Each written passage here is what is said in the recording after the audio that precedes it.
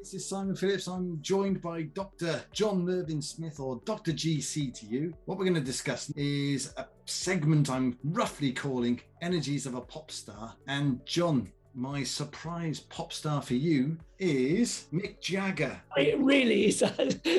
I know you well enough, Simon, to know that's not too much of a surprise. And you've picked someone with extraordinary energy, haven't you? Enormous energy. So what's in your thinking? You're thinking about Mick Jagger's approach to, in his world. We've talked about the GC index and the 5 proclivities. What, from your perspective, are the proclivities that you've seen over the years? It's interesting, isn't it? Because you look at the Rolling Stones and you think, I mean, how many decades have they been together, recording, touring? Is it 5? 6? 6 decades. How on earth can they stay together that long and be so productive, be so creative? What's going on within that group of people in terms of leadership that sustains that? And I suppose, let me go around the GC index model in my head. So we know that there are those folk who will lead with ideas and possibilities and be visionary. I don't think that's Mick particularly. There are those people who will lead by getting the job done and delivering very accomplished musicians, songwriters and so on. And there are those people who I think just bring energy to getting the band back together. Do you know what I mean? Absolutely. Who will be the glue within a group, who will be the glue within a band.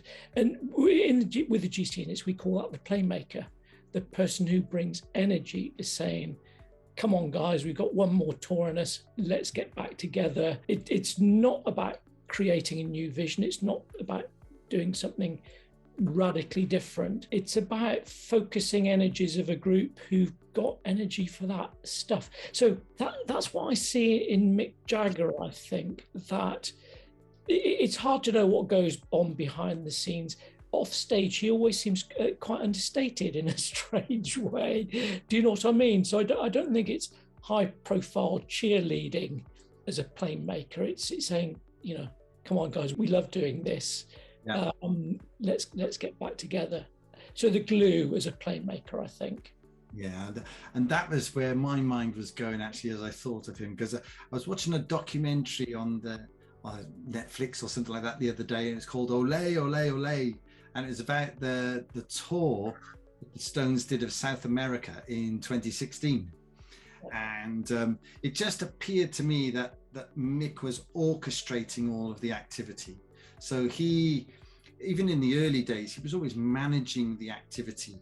And the rest of the band were doing all sorts of crazy stuff, weren't they, in the 60s and 70s. But in terms of what he was doing, he always was focused on the business. He was always focused on what's next. Yeah, and I think also in a typical playmaker way, really quite understated. They seem to sort of operate behind the scenes, keeping everything simple, bringing people together, getting the best out of people. But I suppose it's like the oil in an engine, really, isn't it? But there is a simplicity and an understated way of doing that I think he's done. For, of course, you know, and songwriting too. Everyone thinks of Lennon and McCartney, but there's Jagger and Richards too. And again, his songwriting was about working in partnership with others.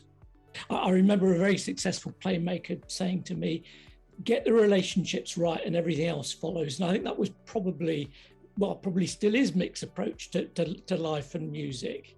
Thank you, Dr. John. It's been great having you on the show, and I look forward to our regular get-togethers to think about proclivities, think about people just giving it everything they've got and contributing and making a big impact, and coming back and reviewing another artist. Thank you, Dr. John. Great fun. Looking forward to the next one. Thank you, Simon.